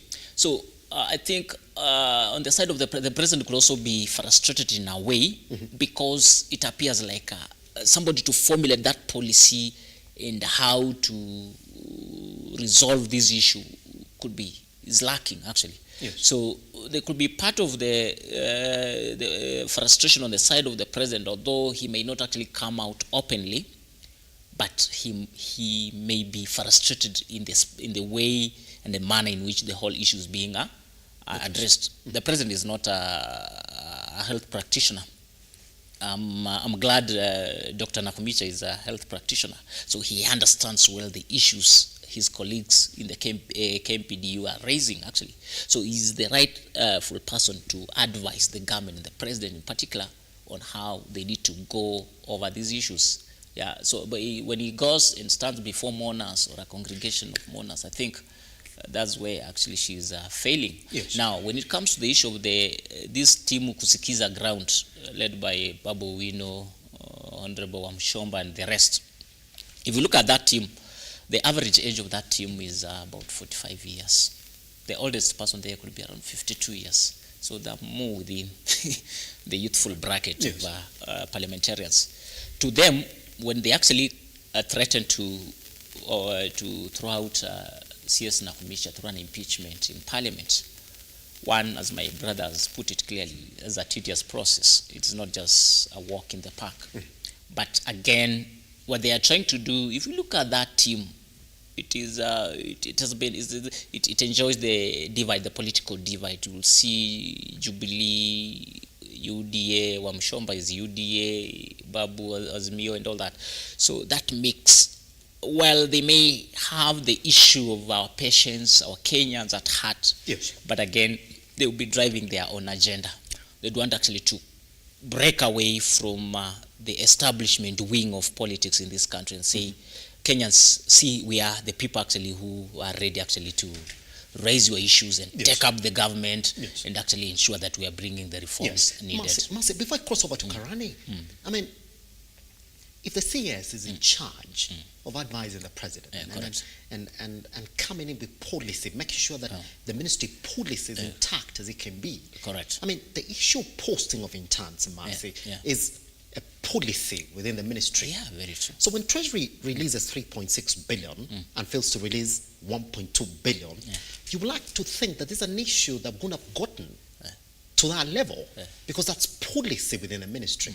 That you as a CS should fight that policy is intact within that particular ministry. Number two as well, in the first round of negotiations, that's when the Ministry of Health spoke to the SRC. And then this SRC, as KMPDU was within the negotiations, they send in another circular now stating that the top paid intern in this country is just going to earn 70,000 shillings. They are off. Which is why people say, well, incompetence, that this is not supposed to happen under your watch because you're negotiating, and that's when you release a document and then force it in the face of these guys who are pushing you to release more money. That you should have averted this crisis. You knew very well that in 2017 there was a mother of strikes in this country that paralyzed the healthcare sector. And again, you've walked us into another one, knowing very well that you should have advised the president very well 2 years ago that we have a problem here that we need to solve. Correct. Now, one of the things actually the UDA government was very passionate about, and the president in particular, is about the healthcare. Yes. That's why we've had even a lot of transformation from NHIF. Now we are headed to SHIF and many other reforms within that department. And so if you look at the scenario and the cases we are having, the case we are having right now. Yes. The issues, the facts which the government will consider and actually go back to the KMPDU and tell them, we've reached here and then this is what we can be able to do, and this is what we can be able to do over this time and all that. But unfortunately, it's like until the doctors went to the streets is when actually somebody thought, oh, we had a document from SRC, we had some document from the CBA of 2017 that was to address these issues or that. So I think, as I've said earlier, the CS Health is the principal advisor on policy to the president, the government. Yeah, one of her priorities when he got into office was actually to lead the government and the president that these are the issues we are inheriting from the previous administration. Actually, the CBA was signed during President Uhuru's administration, and now we are in this administration. So how do we navigate? Now, that CBA also, it's very interesting because health, the devolved function, it has also its own implication across the 47 counties, actually. Governors seated there with their CECs in health and all that. So it's an elaborate team, which I think the CS couldn't, out of these 47 governors with their 47 CECs in health, then the table of stakeholders was so much enriched. So I don't think we could get here. Yeah, we could have some solution or some remedial to avert this kind of crisis. Pretty much. Karani, back to you now then on that. That when the president sends help to a cabinet secretary, and it was last year when the president was really disappointed in majority of the CSs that he has in his government, telling them, you know what, some of you go back to your offices today, sit down and read. There's so much literature on exactly what is you're supposed to do in these ministries that I feel bad that some of you, I know what goes on in those ministries more than you do, and I appointed you to help me deliver this agenda. So guess what? And know that there was a CBA that was signed in 2017. I know that there was a policy that was already put in place in the Ministry of Health to make sure that any other medical graduate in this country or graduates has to be posted. It's a policy within the ministry. And you want to change it, then you need to make sure that you've adhered to the process of changing that policy. And if something happens within, then you need to communicate clearly that this happened, this is the plan that we have to avert this particular issue.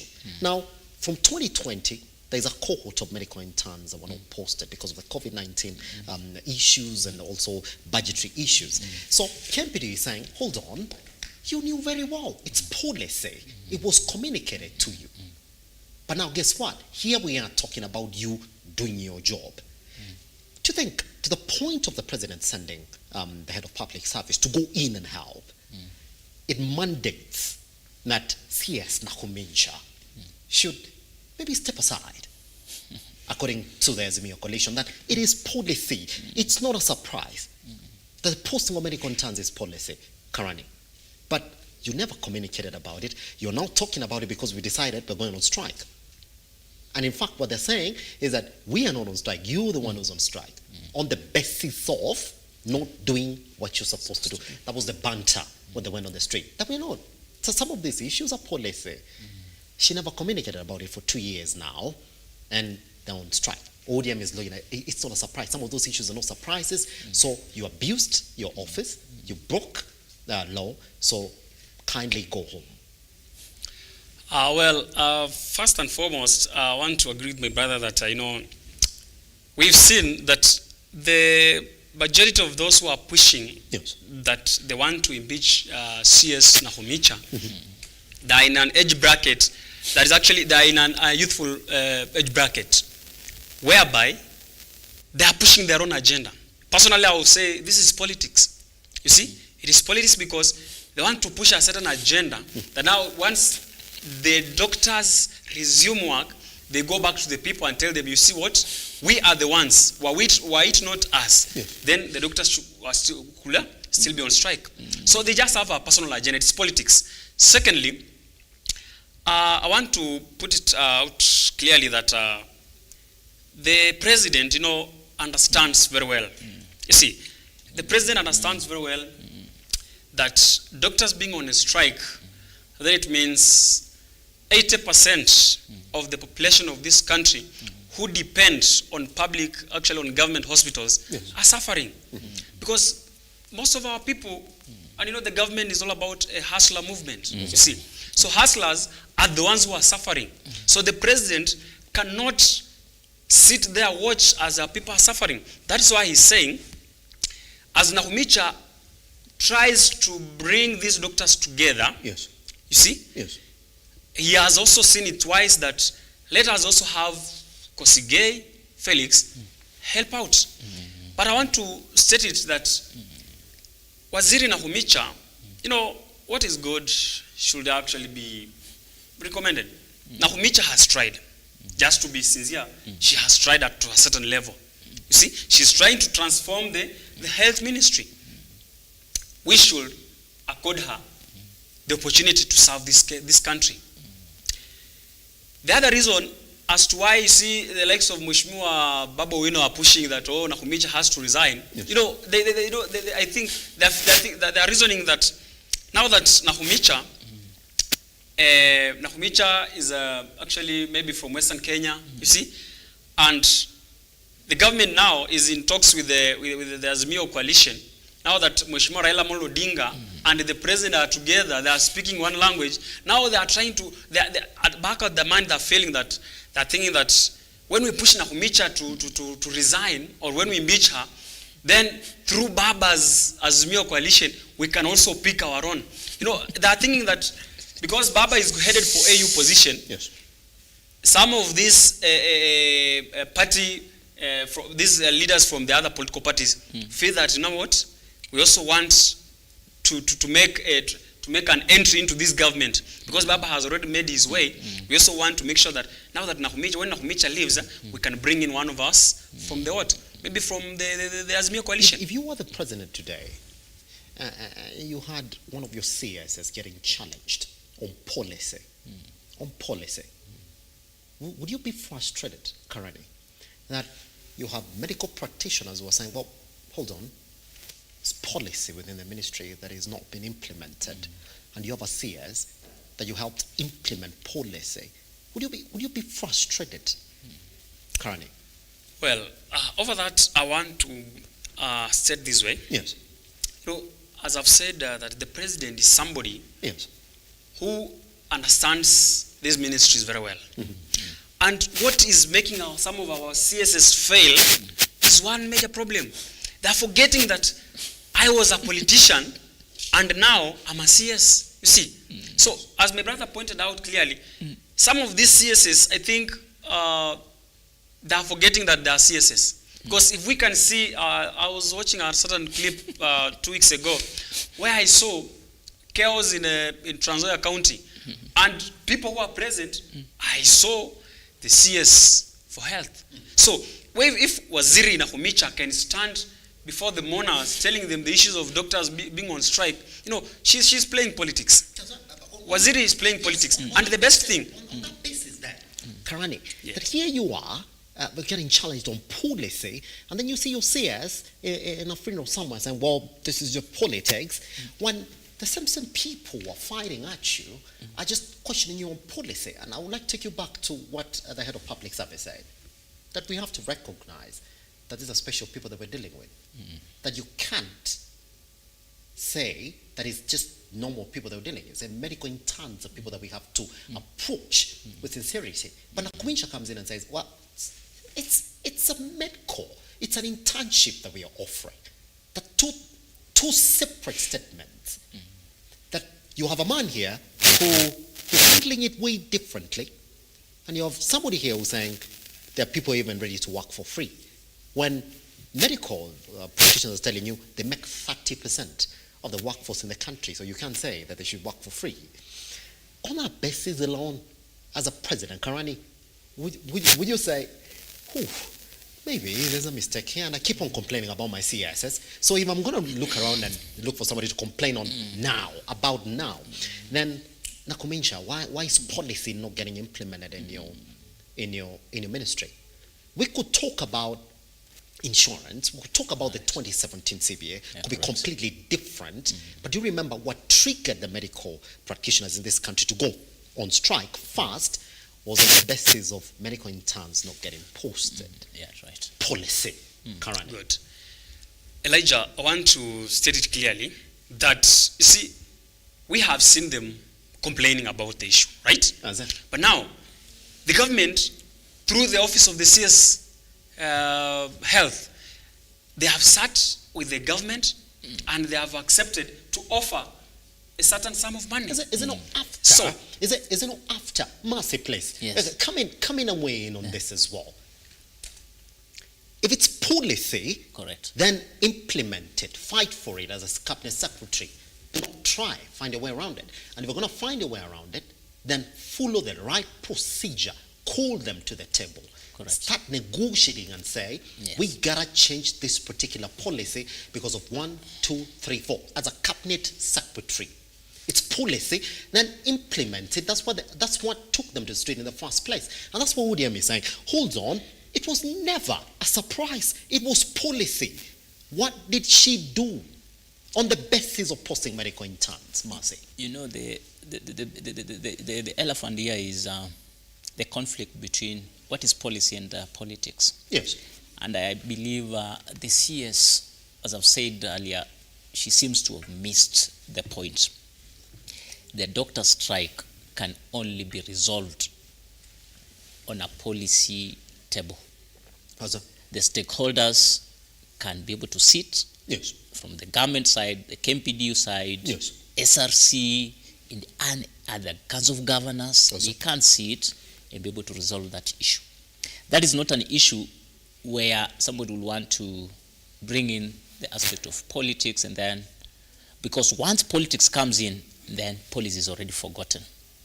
And if you look at the whole thing from 2017 when the CBA was signed through 2021, now we are almost 2 years of the new administration, you realize the most undoing part is the and it appears when the CS got into office, she lacked that oversight to look at what were the priorities. In terms of already policy was there. Everything was presented to her. I think it was a matter of her trying to consult with the president, with the government at large, to see how can it be implemented. If it is budgetary issues, then how can they be able actually to resource? And if it is an issue to do with administrative, the issue of interns. Medical practitioners haven't, this is not the first time we are having interns. Interns have been there since time of immemorial. And how they transit from college now to wards, to service, it has been there. There's been an outline, a clear path on how they transit from college now to practice. So I think the implementation element in that CBA and in that policy, I think that is what actually is our big undoing. And I'll beg that the CS still let her allow conversation take off, and then they can. But I know the KMPDU, when they talk of 206,000 actually for an intern monthly, somebody may say it's very unrealistic owing to the current economic situation.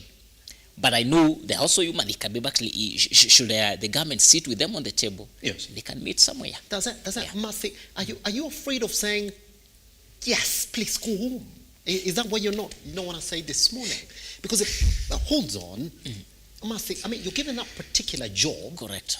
Because as a CS, you're supposed to come in and overlook policy. Correct. It's the expert. That's what you're supposed to do. Area. You're an expert in that area.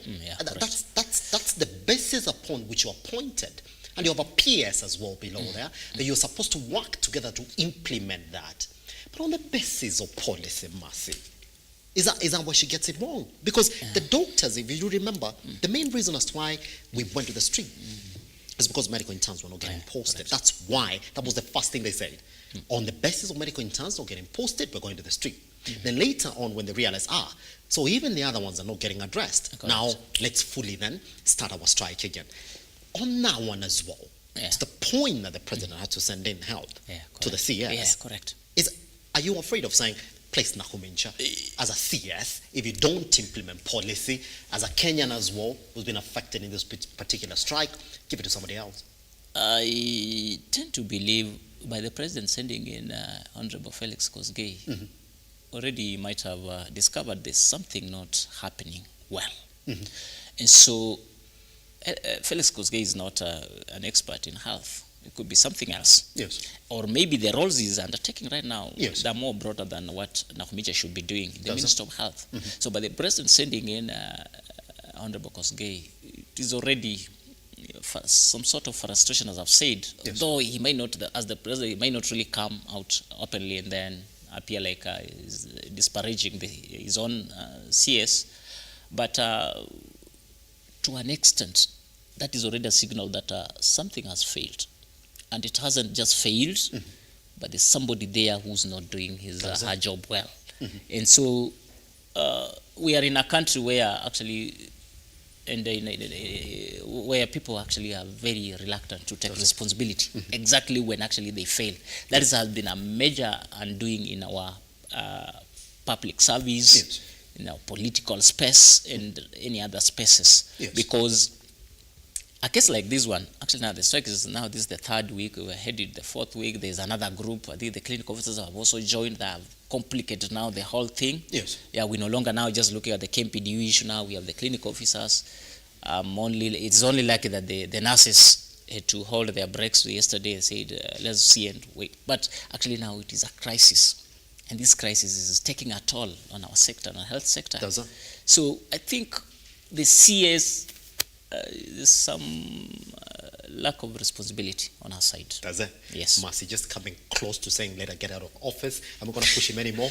Let's take a look at exactly what the doctors then are saying about this particular issue. Sheila, we can play that particular second clip that where they're essentially then talking about the CS as well, so that Karani can then finally weigh in on this particular issue. Well. Just a day after the national government, through the head of public service, in a statement noted its intention to solve the ongoing stalemate in the health sector, setting aside $2.4 billion for the internship program. The head of public service now says the demands by the doctors are unsustainable, noting that the pay for intern doctors is too high. 206,000 per intern is unsustainable. It is impossible. The numbers that graduate every day is increasing. Clinical officers, we pay them. Nurses, we pay them. Doctors, we pay them. It is becoming unsustainable. From 4 billion, it goes now to 8 billion. I don't know whether it is now 12 billion. It is not possible. Koskei, while lamenting over the high cost to be incurred if the interns were to be paid the said amount, noted that much emphasis should be paid to the internship itself as opposed to the pay. Why don't we, for once, focus on the intention of internship? This internship was to enable this doctor to hone his skills and to end up getting a license where now he can go and practice. So why don't we make sure that all of them, within the budget that we have, go through them? That is why we said we are setting aside 2.4 billion.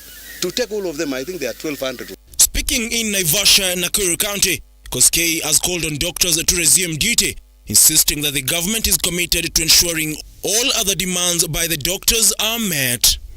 Resume work, and then come we discuss and we clear, because we are intentional on this and we are committed to sort out once and for all, as the code directed, that there are issues that caused this strike, and there are perennial grievances that have been developing this kind of a long time. And we are ready to discuss, we are ready to negotiate, we are ready to agree.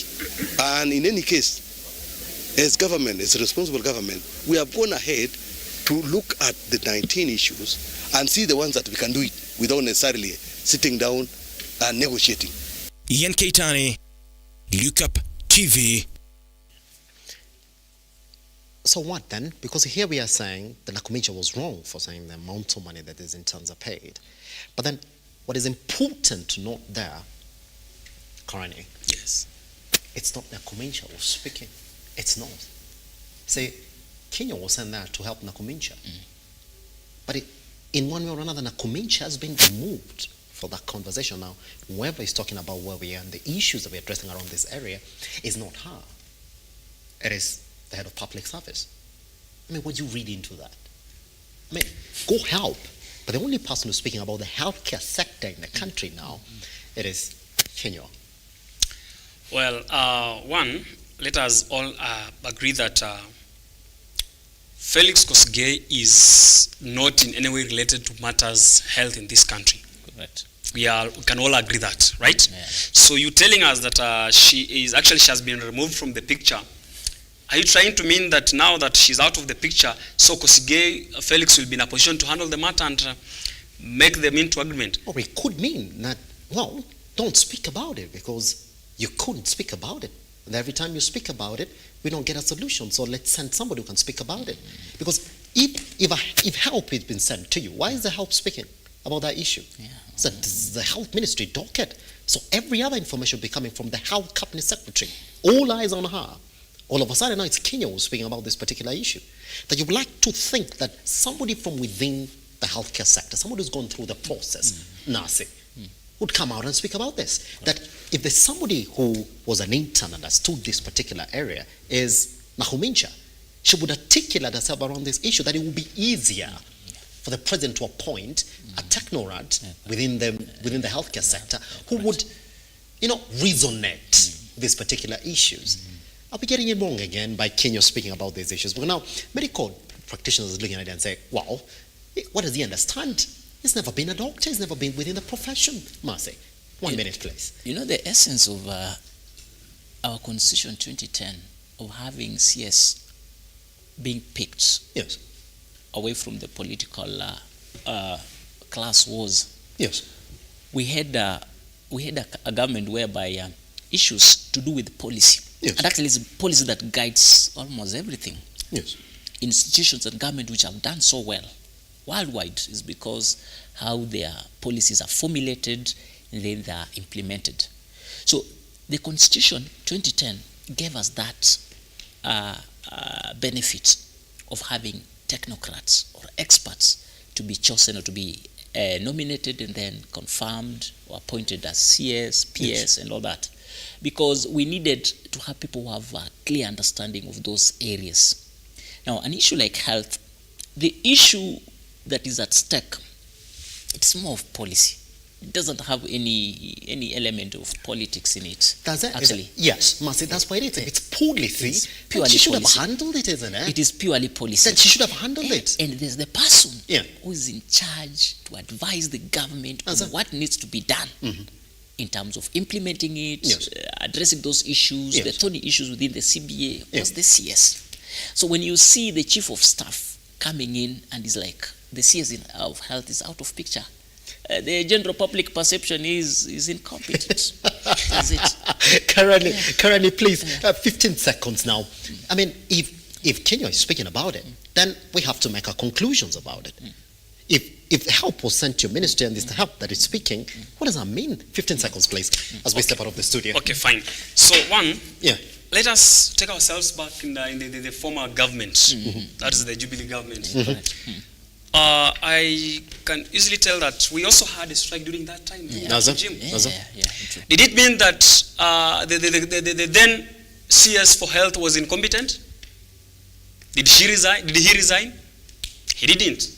So why is it that now that we are on Susan Nahumicha, doctors are on a strike, we are telling her to step out?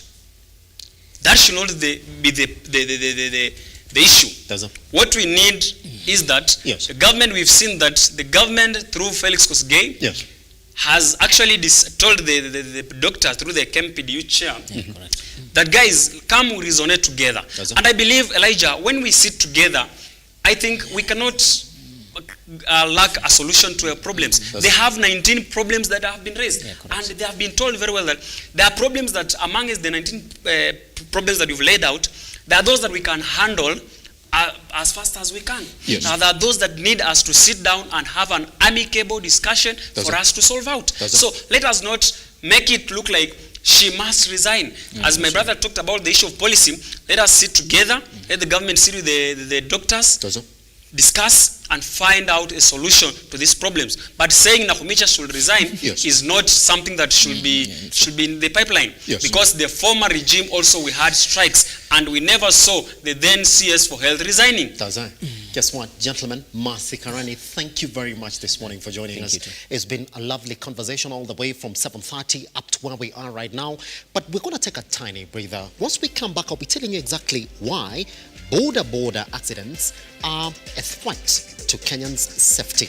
In fact, if you look at the numbers themselves, I'll be telling you how 9,996 people were directly affected by motorcycle accidents during a certain period that I'm going to tell you, and a total of 2,384 fatalities, 5,581 injuries, and 2,031 slight injuries. This morning, I'm going to tell you why helmet ni lazima for border riders in the country once we come back from this tiny breather. Guess what? You're watching Morning Drift. The hashtag is Morning Drift. I am at Gasimba.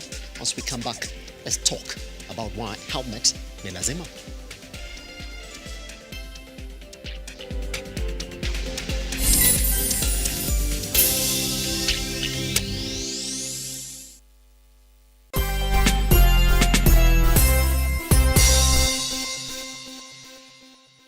Jamaa jo, mazena inflation jo na hii mafuta venye imepanda jo, mmefika at the right time. Mimi nakwambia wachezaji saa hizi tu ni kutoka hapa, kuingia mtaa, kutengeneza sima, wadishifiti, alafu tutane grau. Leo tuko katika center inaitwa Kimta, ambapo hapa ni sehemu ambapo wanafunzi ama vijana wadogo wanakuja hapa kusoma, wanakuja hapa kukuza talanta yao, na wanakuja pia kujiinua kielimu. Now through Kimta and the groups like Tatua Tatu, through pads, wasichana wataendelea kuendea shule vizuri, at the same time watakuwa healthy. Yote ni kwa hisani ya Tatua Foundation. Na wakati wote ambapo unacheza Tatua Tatu, kumbuka kwamba 25% inakuja kusaidia